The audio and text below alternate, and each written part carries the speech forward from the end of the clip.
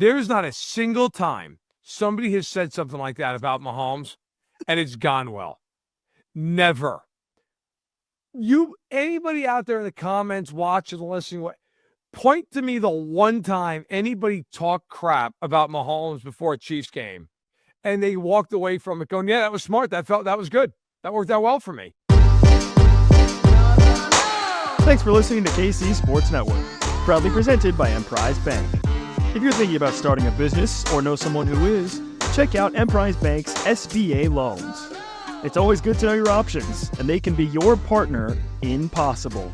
5 things to watch here on KC Sports Network, getting you ready for Chiefs Texans on Saturday. Massive game as the Chiefs are closing their season, trying to secure the 1 seed. You're going to hear from a variety of voices here on KC Sports Network as we give you keys to this game, things to watch in a very massive game. This is brought to you by Batchelder Family Farms. You can now order Batchelder's fresh farm-raised products online in just a few clicks. You can also find their bison at the Overland Park Farmers Market and the River Market on Saturdays, where they sell their pasture-raised beef and bison, jerky, and eggs. Finally, you can visit their farm store for the freshest cuts and other locally sourced products Wednesday through Saturday, 10 a.m. to 5 p.m. at 20810 South Prospect Avenue, Belton, Missouri. I am here with the pasture-raised Matthew Lane. Hello, Matthew. Yeah. Okay. Hello, Kit. Thank you for the fantastic introduction. I am glad we are here to break down the Chiefs versus the Texans. I mean, the Chiefs versus the Texans football game coming up this week. Yes, I am too. Don't know if that blooper is going to hit the airwaves, and that's okay. It will not. Definitely not. But we always kick things off on this show. You're going to hear from that football show. You're going to hear the Beef of the Week. You're going to hear Benny's picks. You're going to hear from Only Weird Games. We kick you off. We're going to kick you off with 2, giving Matty Hamilton the week off. You normally hear from him, but he needs some time to rest because apparently I gave him what I had a couple weeks ago somehow across the country. I don't know, but he got it. We'll start though with the Chiefs pass rush. This is a key factor in this game. I think that the Chiefs defense looked good with their pass rush last week. They did some good things. You're starting to see some things come together. Chris Jones had a fantastic game. Charles Omenihu's return being felt. Tershawn Wharton had a fantastic game. George Karlaftis comes in with 2 sacks. The Chiefs need that to continue, especially against a challenge, an offensive line, the Houston Texans, that is definitely susceptible. Yeah, I think it's big. The Chiefs' defensive line's kind of coming into their own a little bit, or at least in this particular game. The last game they played, they were coming into their own. And this game against the Houston Texans is another similar situation in which the offensive line for the Texans hasn't played overly well throughout the majority of the year. It's kind of been Laramie Tunsil, who's had his own issues with penalties this year, and then 4 other guys who are all very beatable by average, NFL players. And so you would expect the Chiefs to be able to build on what they did last week. And I think you kind of nailed it. Chris Jones played one of his better games of the season, being a little bit more assignment sound, kind of helping set up other guys to win rather than always being the guy that has to win. And I think that led to a better and a more consistent overall performance down in and down out. So you would hope to see that again this game, this week. And then still, Chris Jones versus this interior offensive line, when he does get to pin his ears back, he is going to have a heyday because they haven't been able to really stop anyone. But I wouldn't be surprised, especially on early downs, to continue to see Chris kind of let George Karlaftis, let Charles Omenihu tee off a little bit more and kind of accept the role of block eater / being the cleanup player, because that's traditionally been the Chiefs' defensive ends. They've been in the cleanup player because of Chris Jones' pass rush. Now, what we saw against the Browns was the opposite. We saw Chris Jones just kind of holding his own, holding his area, making sure he was drawing attention, and that let Charles Omenihu have one of the cleanest edge pressures we've seen from a Chiefs player all year. That showed and let George Karlaftis really get off the line of scrimmage and show that there is still that kind of same 2-hand swipe and rip move that he has shown in the past to be his quick pass rush move. So it'll be exciting to see if they can replicate that again in another probably pretty favorable matchup against the Houston Texans. Yeah, and Chris won every single way you possibly could against the Browns, right? He was walking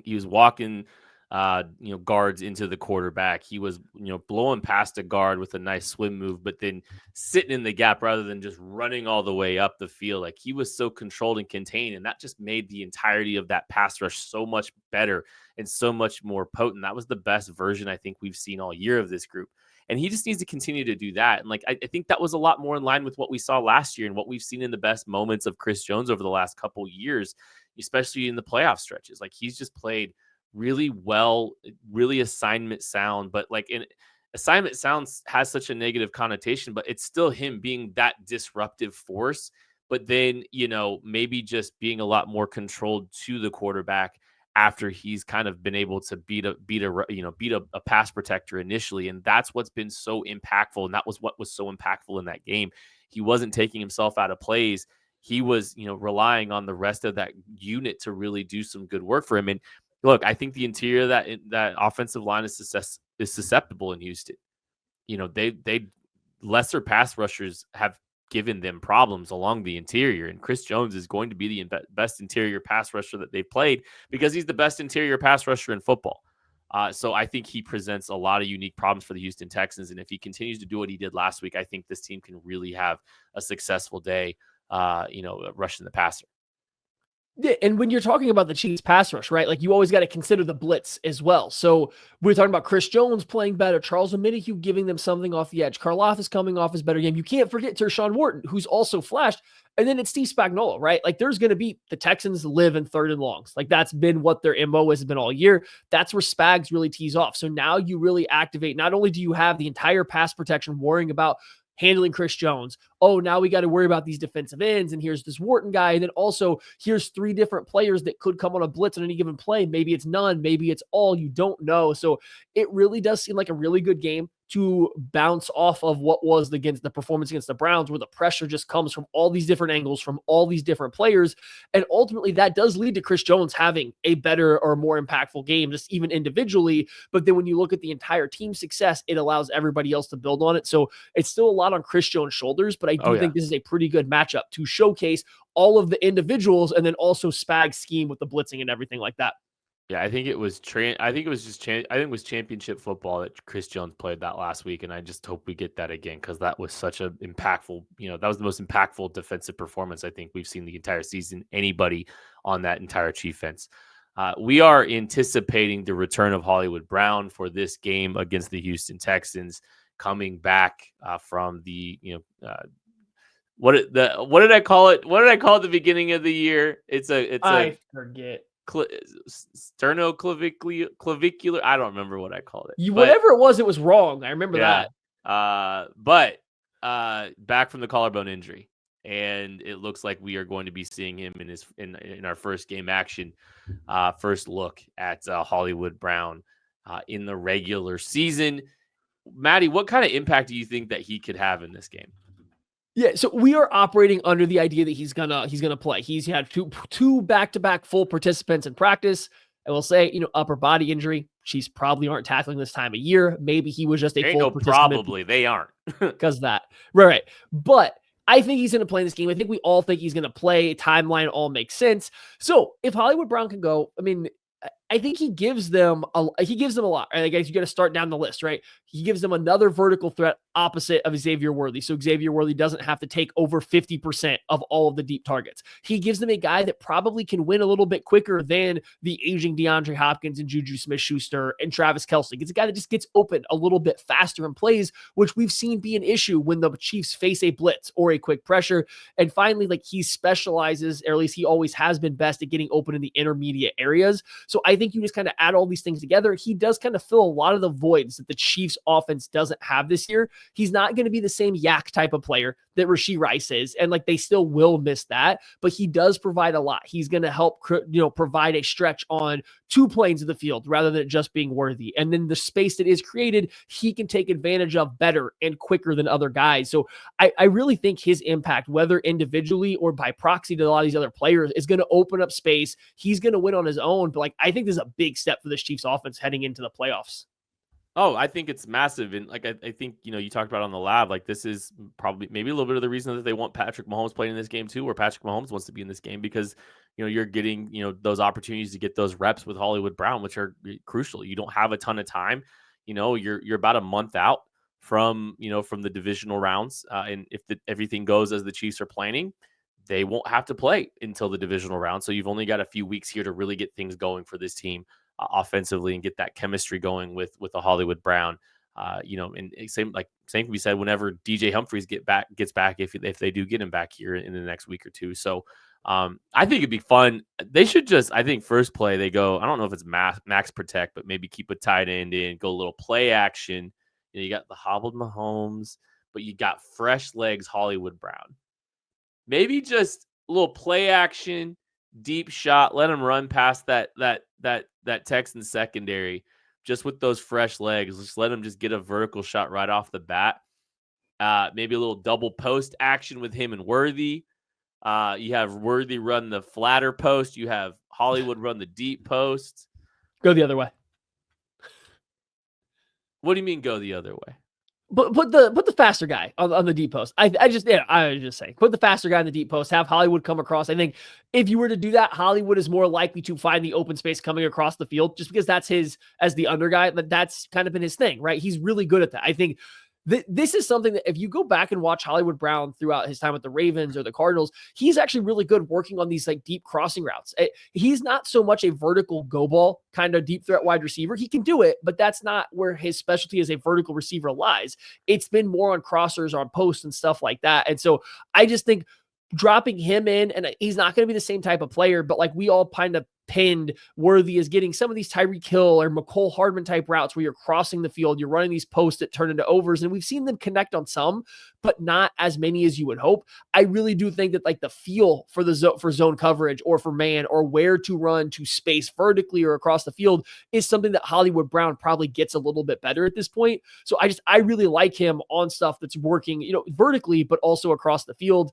And then you pair that, like I said, with he can win quickly underneath. So now you can't just play this super soft coverage and think, oh, okay, we're just going to handle him vertically or be able to close and tackle him in space because he's not going to run a very crisp route. I think he brings a lot to the table for this team, right? And I'm with you.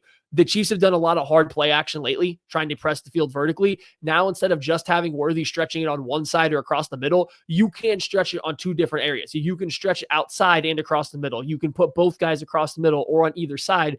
We haven't seen the Chiefs do that. You go back and look at all their deep shots, it's one guy, right? It's just one person, and that really allows the safeties to get a good feel, try to offer some help coverage. It makes the throwing lane a little bit tighter. So I do think you might hopefully see a return, hopefully, of a little bit more of the vertical passing attack, even if, again, I don't think that's like Hollywood's only use. I think it's just because you got just first play of the game, just because you got fresh legs. And just let him run past everyone. Just let those fresh legs run past everyone. That's all I'm kind of thinking here. Is that's what I like. That's what I'd like to see. But yeah, no, I think I'm excited to see his return. Yeah, I think there's a lot of areas of the field that he can really contribute to this team. I don't know what the plan will be as far as getting him kind of involved and how quickly they plan to get him involved. But I'd like to see those fresh legs out there. He's another speedster. And you're right. Like the way he wins isn't necessarily just like your true vertical stuff, but I'd like to get those fresh legs out there and let's get this guy going and see what he's got. We're going to take a break. We'll be back right after this. Shop Chiefs tickets and more with no fees. Plus, save big with code KCSN at ticketsforless.com, the official ticket provider of KC Sports Network. Continuing on with 5 things to watch presented by Batchelder Family Farms. And hey, if we're going to be talking about Batchelder and if we're going to be talking about this Chiefs game, we got the beef of the week. Tucker D. Franklin here to talk about Tim Settle. Beef of the week here on 5 Things. Matt Vernon, Tucker Franklin here with you to give you one of your 5 things for this week. And look, Matt, we didn't have to look very far for the beef of the week this week. And you don't have to go very far for your beef either. If you go to BatchelderFamilyFarms.com, you can order from anywhere in the country and they'll send you some farm fresh beef right to your door. They got bison as well. You can visit them at their store Wednesday to Saturday, 10 a.m. to 5 p.m. at 2810 South Prospect Avenue in Belton, Missouri. Go check them out. Also at the Farmers Markets in Overland Park and the River Market on Saturdays. They've got jerky. They've got eggs. They got the beef that you know and love. And Matt, this is a beef here. I want to read you this quote from Texans defensive tackle Tim Settle Jr., not the senior, Tim Settle Jr., he says, I feel like I can take advantage of the Chiefs' offensive line. This is what he told the media on Wednesday morning. Mahomes is a little banged up. I don't know if he's going to play or not, but I hope he's mobile because we coming in Arrowhead. Pause. Mahomes better make a good decision, he added. I ain't making no threats. I'm making promises. Thoughts? It's like on Twitter when you see one of those like ads or like, like one of those aggregation accounts come across your timeline. It's like, here's 30 photos before disaster strikes. Uh-huh. I feel like that's what that quote is by Tim Settle Jr. Listen, and I say this with certainty, there's not a single time somebody has said something like that about Mahomes and it's gone well. Never. Anybody out there in the comments watching, listening, point to me the one time anybody talked crap about Mahomes before a Chiefs game and they walked away from it going, yeah, that was smart. That was good. That worked out well for me. Like, look, man, you want to sit there and say, hey, we feel like, we can get a little bit of a pass rush this week. Okay, fine. The offensive line deserves that. You're sure. You want to sit there and say, hey, if he's not mobile, it changes our game plan, something, fine. For you to sit there and say, I ain't making threats, I'm making promises, and reference his mobility, that's a really bad thing. Also, here's the other side of it. You're not even a defensive end. You're going against Trey Smith and Creed Humphrey the entire game. Like, what are you doing?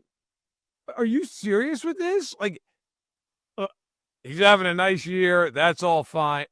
That is a disaster of a quote. If I was D'Amico Ryans, I would have called them in my office and been like, did you say this? Are you kidding me? What is wrong with you? Like, if he throws 4 touchdowns in this game, he's going to be metaphorically and physically dunking on your head walking off the field. Like, why? Why would you do this? Not a good idea. You're gonna see a Mahomes celebration. If you remember, he's always one of these guys that he did the counting right to 4 against the did it against the Bears too. The Bears, yeah. He's done that, yeah, to 10. Like, so he remembers. This dude remembers things. I can't. That is the dumbest thing. Why? Why would you think about it if you're a Texans fan from that perspective? You'd be like, bro, oh my God, stop talking. Like, that is a terrible idea. And yes, it is what happened. Here's another thing. I didn't know who Tim Settle was until this happened. And I don't know for how many Chiefs fans or how many just like fans in general know who Tim Settle was before this. I went back and I realized, he played with the Bills before. So there's probably some animosity there. I don't think he played with the Bills for very long, maybe 2 years for the Bills in 2022 and 2023. So he probably doesn't like Patrick Mahomes already. That's kind of bleeding over a little bit here. He's having a great year. He's got 5 sacks. Yeah. But, 26 tackles, which doesn't sound like a lot for a nose tackle. It's good. But, bro, oh my God, you're going to go ahead of on Creed Humphrey this week. Like, you're not even going to sniff Patrick Mahomes. And it's just one of those things. It's like, why? Why would you do that? Again, there's not a single example of a guy talking crap to Mahomes and then after the game being like, good, backed it up, feel good about that. Like, it doesn't happen. I'll tell you right now, there might have been some players on the Chiefs who didn't know who Tim Settle was. Do now. Mm-hmm. Better believe they know who he is now. That quote will be in 50-inch headlines on the board as they walk out of the tunnel. Believe me, they will all be extremely aware of that quote. I had tweeted something out. Last thing before we get you back to some more 5 things here. I had tweeted out, I believe this was like on Monday or Tuesday, that the 3 hardest versions of Patrick Mahomes to beat: 1, Angry Pat; 2, Injured Pat; and 3, Petty Pat. Those are the 3 hardest versions. At the time when I tweeted that, I said they're getting 2 out of the 3. Angry Pat because he just keeps getting hit by his offensive line can't block anybody, so he's pissed off, right? 2, Injured Pat because obviously what happened. We're getting 3 out of 3 now. It's Petty Pat time. It's petty Pat. We're getting injured, Pat. We're getting it all, and you're getting it all. Coming up on 5 things. Appreciate you guys listening to us. From Matt Graham, I'm Tucker Franklin. We'll go ahead and send it back for more 5 things. That was the guys from That Football Show talking about Tim Settle, Beef of the Week, again presented by Batchelder Family Farms. It's time for Benny's Picks. Benny Heisler, what we got? All right, Ken, appreciate you, brother. What's good, everybody? Welcome into this section of 5 things. My name is Ben Heisler. Glad that you guys are with us as we go through our underdog plays for Week 16 between the Texans headed on over to Chile Arrowhead on Saturday to take on the Chiefs. We got some plays on the board over at Underdog that we will go through, and let's try to stay hot. Been a nice start to December for us. In fact, you go through the records over the last couple of weeks.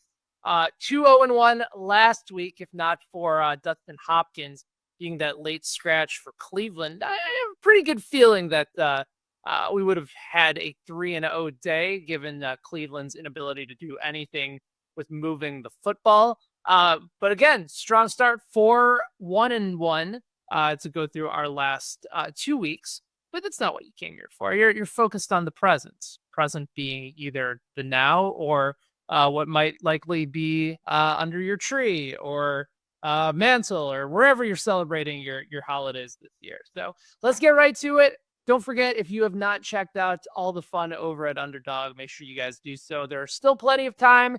You can use that promo code KCSN. Get up to $1,000 bonus cash on your first deposit. Plus, this week's Week 16 free pick involves a certain Kansas City Chief, one by the name of Travis Kelce, and you can get him over on Underdog this week to go higher than 0.5 total yards. Sounds pretty good, right? I would imagine that that 0.5 or above is very much likely in Kelsey's future. So head on over to Underdog and go ahead, lock that play in with the rest of your plays for Week 16. But let's focus in on the Texans and on the Chiefs. I'm going to start on the Texans side with Joe Mixon. Having him go lower than 87.5 rush and receiving yards for the matchup. He's had a really good year, and going from Cincinnati to Houston has been a really positive move for Mixon this season. But the Chiefs' defense has been a bit of a juggernaut, especially against the run. They rank first in fewest points allowed to opposing running backs. He's also dealing with a bit of an ankle injury that really hampered him last week. Had just 23 rushing yards on 12 carries. Now, says he's healthy, says he's going to play, and you know that Houston is still going to try to get him established. Right now, if you're looking at rushing attempts, that number is set at 17.5. But factor in that the Chiefs have also done a good job against running backs in the passing game as well. Mixon also being a bit banged up. This does not seem like it's an opportunistic matchup. Plus, he's run for fewer than 50 yards in 3 of his last 5 games. Don't like the spot for Mixon. I think you're getting a better number if you combine both the rushing and the receiving yards. But certainly if you're leaning just purely on the run game, I don't have any issue there. But I think, again, 22.5 on the receiving side, it just sets up the number on a much better level to go lower for Joe Mixon here in Week 16 at Arrowhead. Next guy on the list is one Xavier Worthy. You recall that he was also mentioned for both to go higher on his rushing and receiving yards last week. Ended up clearing by that number. Had some great plays, especially with some of the opportunities in the rushing game. And again, he had 3 rushes last week. It was effective at 30 plus yards. They're going to go back to him again this week, especially with Houston being a bit more vulnerable in their run game. They've been averaging just under 110 rushing yards per game. Worthy continues to get plenty of target share when he's on the field. Houston's also been pretty effective in limiting some of the big plays in the passing game. I'll get to my third pick in a second because that kind of ties in together, and we're going to go against the grain a little bit given everything that sort of sets up. But the Chiefs know, especially with Worthy leading the team in targets last week, use him however you can. And with Houston right now being a bit more susceptible on the ground game, also with Mahomes dealing with his ankle injury, you want to try and limit their pass rush as best you can against this offensive line that's been taking a beating as well. So I like for Worthy to get over that 1.5 rushing yards.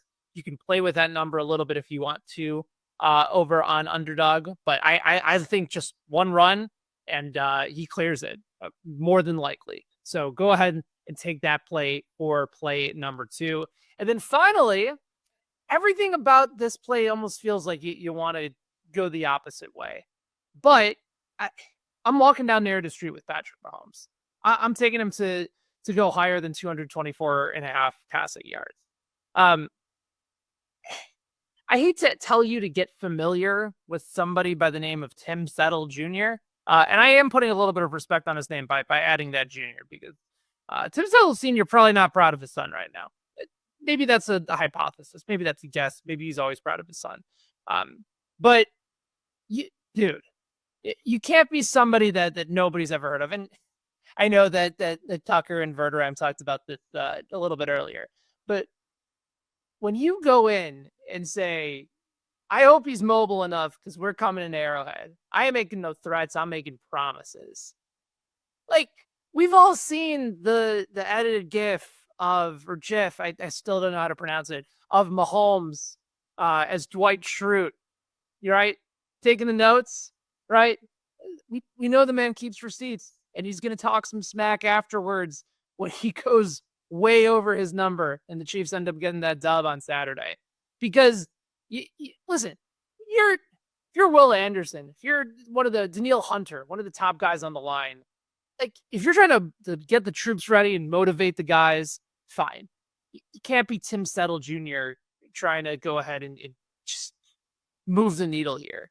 Because Mahomes is going to know, and the rest of the team is going to rally around it. But besides the fact that it's, going down narrative street, Mahomes' number in general have just continued to make a much stronger impression over the last several weeks. He's been the quarterback 10 fantasy points per game since week 9. The touchdowns have gone up. The yards per attempt have gone up. And that's even still with some of the issues that they've had with the offensive line. Now, again, Houston has been better in pass defense this year. They've allowed the 12th fewest yards per attempt, according to Fantasy Pros, the lowest passer rating, the 9th lowest success rate per dropback. Again, all that is fine, but now that you've incorporated Worthy a little bit more into the passing game, now that Hopkins gets a bit of a revenge game too against Houston, if you want to keep that walk going down narrative street, I think the number for Mahomes is reasonable, and you've given him something to circle. I like the play. I think it's a fair number, and now you got a little bit of motivation to get him going as well. So there's 3 on the board for this week. In week 16, like Joe Mixon to go lower than 87.5 rushing and receiving yards. I'd like Xavier Worthy to go higher than 1.5 rushing yards in the matchup, and then Pat Mahomes to go higher than 224.5 passing yards. Plus, you throw in that Travis Kelce free pick to go higher than 0.5 total yards. And you got yourself a juicy looking board over on Underdog this week. And it's even juicier when you use that promo code KTSN and score up to $1,000 in bonus cash on your first deposit. Make sure you check it out. Have a great week 16. Happy early holidays to all of you that are watching. And Kent, floor is yours, my friend. Thanks to our guy, Benny Heisler, for Benny's picks. Great as always. And as always, we close this show out with Only Weird Games. Seth Kaiser, Joshua Briscoe, Nate Taylor, take us away. The 3 of us here from Only Weird Games with our thing amongst 5 things to keep an eye on for Saturday's matchup between the Chiefs and the Texans. No Shamari Connor in this game, except for the concussion last week. Chris Roland Wallace comes in, gets a lot of work. Jaden Hicks also had a very large workload. We know Justin Reed's going to be on the field pretty much all the time. We know Trent McDuffie is going to be on the field literally all the time. But I'm curious if you guys think that Trent McDuffie may have his role change any, or is Wallace a name you got to know for this week to come. Nate, what's the Chiefs' plans right now for how the secondary is going to shake out without Shamari Connor? Seth, I think you know the answer to this, but they should probably play him the majority of the time as the nickel defender when there are 3 receivers on the field. Now, Spags may want to, tinker with that until there's an important play in the second half on a 3rd down or 4th down But we saw that he played really well. He played 17 snaps in the nickel position, according to PFF against the Browns. Did pretty well. Was their highest graded defender of the game. Obviously got his first career interception, even though that was on the outside. I think Trent McDuffie plays better, Seth, when he's going between both positions, right? To where he can be just as versatile as a receiver.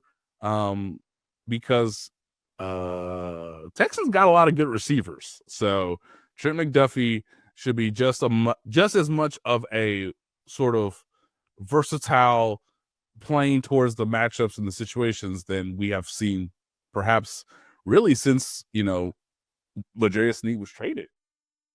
Absolutely. Trent McDuffie obviously is on the boundary when there's two corners on the field. That's more, maybe he follows a wide receiver to the slot, whatever, right? But when they have three receivers on the field and you've got two corners, I think one thing they should do is be willing to move him to the slot depending on who's playing in there. I think letting him play to the matchup a little bit is important. He is the best slot corner in the NFL. He's also one of the best 5 boundary corners in the NFL. He's an incredible cover player.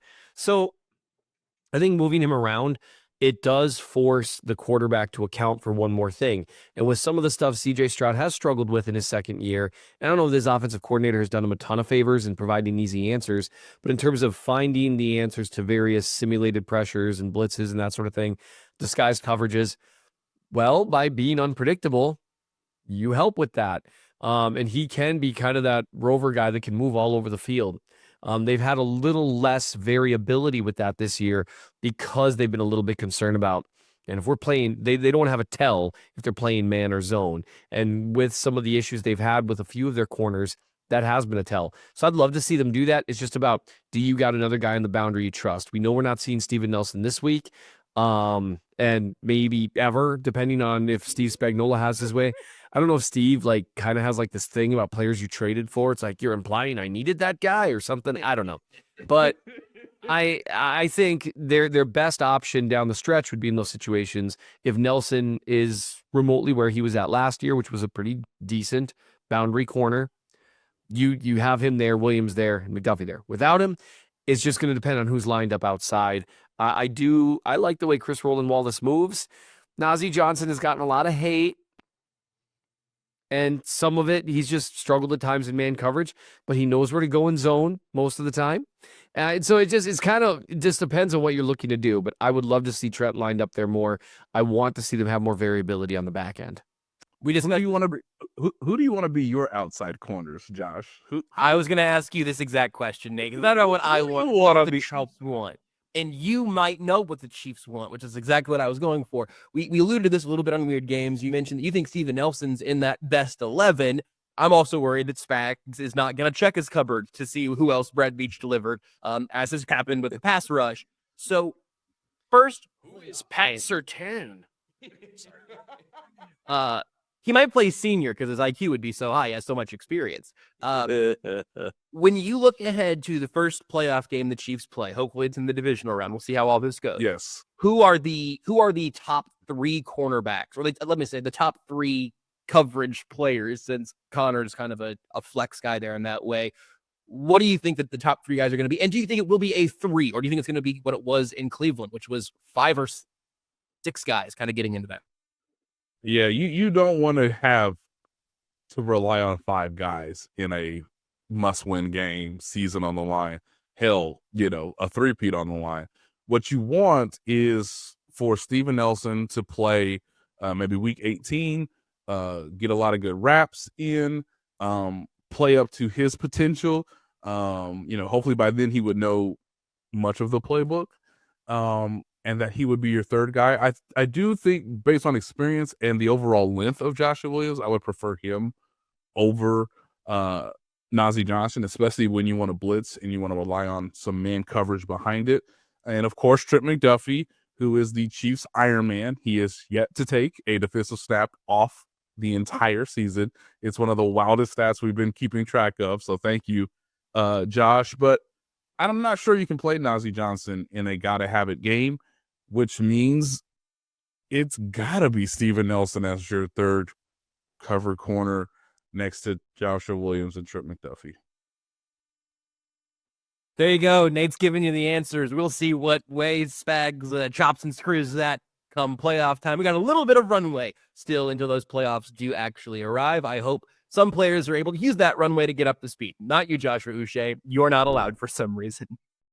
Thanks to the guys at Only Weird Games. That is going to do it for 5 things to watch for Chiefs Texans.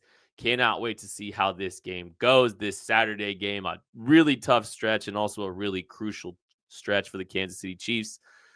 Thank you all so much for listening. We love you. We appreciate you. We'll catch you later.